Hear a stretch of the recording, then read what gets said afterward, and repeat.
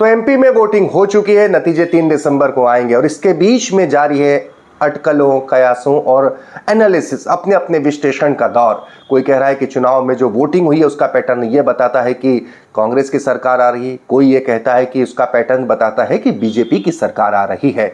अलग अलग फैक्टर इससे प्रभावित कर रहे हैं वोटिंग के पैटर्न को देखते हुए। और कई कयास, इसका एक अगर बड़ा फैक्टर कोई मान रहा है कि लाडली बहना योजना, तो जो लोग भी इस चुनाव के नतीजों को लाडली बहना योजना के इम्पैक्ट के चश्मे से देख रहे हैं, उनके निगाह में अगर ऐसा है कि महिलाओं ने बहुत ज्यादा वोट किया है पिछली बार से, तो देखना इस बार कैसे नतीजे होंगे। इस तरह की तमाम बातों को, तमाम फैली हुई धुंध को आइए हम साफ करते हैं और आपके सामने चुनाव आयोग के आंकड़ों के नजरिए से इस दावे की पड़ताल करते हैं कि लाडली बहना योजनाओं ने क्या बहुत ज्यादा वोटिंग की या चुनाव को कितना प्रभावित कर रही है। नमस्कार, मैं हूं भुवनेश सेंगर। नहीं जुड़े तो भी जुड़ जाइए। विधानसभा चुनाव के जिस बेबाक अंदाज में पूरे मध्य प्रदेश की सबसे बड़ी कवरेज हमने की, उसी तरह सबसे तेज, सबसे पहले, सबसे सटीक नतीजे भी आप द लपेटा पर देख पाएंगे। गुजारिश है तुरंत चैनल को सब्सक्राइब करें, बेल आइकन को प्रेस करें, ज्यादा से ज्यादा शेयर करें। फेसबुक पर हमें देख रहे हैं तो फॉलो करें और यूट्यूब पर जाकर हमें सब्सक्राइब करें। तो आइए, बड़ा कहा गया इस बार चुनाव ऐसा था कि वोटिंग हो रही थी, महिलाओं की कतार, आधी आबादी है, हर चुनाव में लगती है, लेकिन महिलाओं की कतार देखकर भारतीय जनता पार्टी के नेता कार्यकर्ता खुश हो रहे थे। ये मान रहे थे कि लाडली बहनाएं घर से निकल गई हैं वोट डालने के लिए। क्या वाकई ऐसा था? यह भी कहा गया कि अब की बार महिलाओं का वोटिंग प्रतिशत पुरुषों के मुकाबले काफी बढ़ा है। क्या वाकई ऐसा था? तो आइए हम आपको इस मामले का सच दिखाते हैं। चुनाव आयोग ने आंकड़े जारी किए हैं, इन आंकड़ों का हमने विश्लेषण किया तो हमने ये पाया कि एक बात तो तय है कि पिछली बार से इस बार वोटिंग ज्यादा हुई। कितनी हुई? लगभग 1.5%। 2018 में पूरे मध्य प्रदेश में 75.63% मतदान हुआ था, जबकि इस बार 77.15% वोटिंग हुई है। बधाई की पात्र है मध्य प्रदेश की जनता, बढ़ चढ़कर वोट किया है। लेकिन क्या इसमें महिलाओं का वोटिंग प्रतिशत ज्यादा है? चौंक जाएंगे आप। नहीं, महिलाओं ने पुरुषों की तुलना में 2.18% कम वोट डाले हैं पूरे मध्य प्रदेश में। मध्य प्रदेश में जहां पुरुषों का वोट प्रतिशत 78.21 है, तो महिलाओं का वोटिंग प्रतिशत 76.03 है।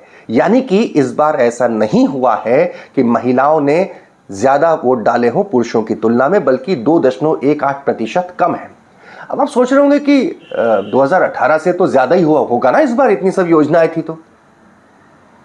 मेरा फिर जवाब है नहीं, आप चौंकेंगे।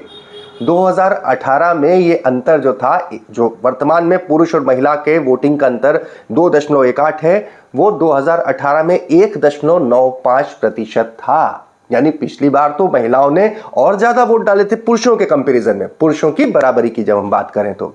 अब सवाल उठता है कि मध्य प्रदेश में ऐसा तो नहीं कि कहीं तो डाले होंगे ना ज्यादा वोट महिलाओं ने? हाँ, डाले हैं। कितनी सीटें हैं जहां पर महिलाओं ने पुरुषों से ज्यादा वोट डाले? वो सीटें 34 हैं। जी हां, मध्य प्रदेश की मात्र 34 सीटें हैं जिनमें महिलाओं ने पुरुषों की तुलना में ज्यादा वोट करे हैं। और इनमें भी 80% जो सीट है वो विंध्य इलाके की है, कुछ महाकौशल की है और कुछ भोपाल की है। 80% तो विंध्य इलाके की है, जहां से पहले ही बीजेपी को बहुत अच्छी बढ़त मिली थी। जहां ये इस बार कहा जा रहा था कि इस बार कांग्रेस बढ़त ले सकती है, वहां पर विंध्य की 80% सीटों पर महिलाओं ने पुरुषों की तुलना में ज्यादा वोटिंग की है। यानी क्या यह कोई उलटफेर हो सकता है? उससे उलट एक बात और, मालवा निमाड़ की एक भी सीट ऐसी नहीं है जहां पर महिलाओं ने पुरुषों की तुलना में ज्यादा वोटिंग की हो। तो मालवा निमाड़ के जो नेता अगर कतार देखकर ये सोच रहे हो कि महिलाओं ने ज्यादा वोटिंग कर दी है तो ये लाडली बहना का इंपैक्ट हमारे प्रति आ सकता है, तो ये एक बहुत सोचने की बात होगी। हाँ, इतना जरूर है कि पिछली बार की तुलना में 31 लाख महिला वोटर बने, इनमें से 18,30,000 महिलाओं ने ज्यादा वोट दिए हैं। लेकिन अब सोचने की बात है कि लाडली बहना योजना, इतनी बड़ी योजना जिसके बारे में कहा गया कि अब की बार तो महिला वोटर इसकी वजह से बढ़ जाएंगे, तो वो नहीं हुआ है। 2.18% पूरे मध्य प्रदेश में कम रहा है।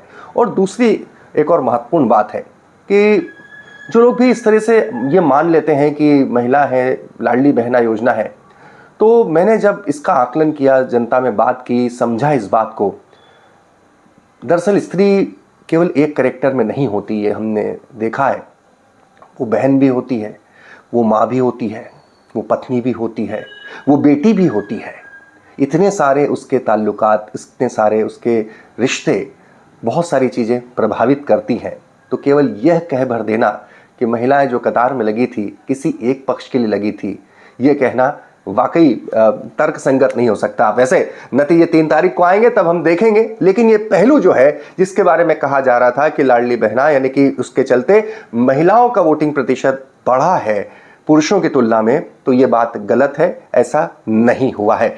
इसी तरह किसी भी मिथ की कोई भी अवधारणा बन जाती है, लेकिन उसकी वास्तविकता को जानने के लिए द लपेटा को तुरंत सब्सक्राइब करें, ज्यादा से ज्यादा शेयर करें, बेल आइकन को प्रेस करें ताकि तमाम खबरों को लेकर आप तक पहुंचे तो आपको सूचित हो जाए। हाँ, नतीजे के दिन लगातार सुबह 7 बजे से आप हमारे साथ बने रहें। पूरे मध्य प्रदेश के कोने कोने से सबसे तेज, सबसे सटीक नतीजे हम ही लेकर आप तक पहुंचेंगे। धन्यवाद।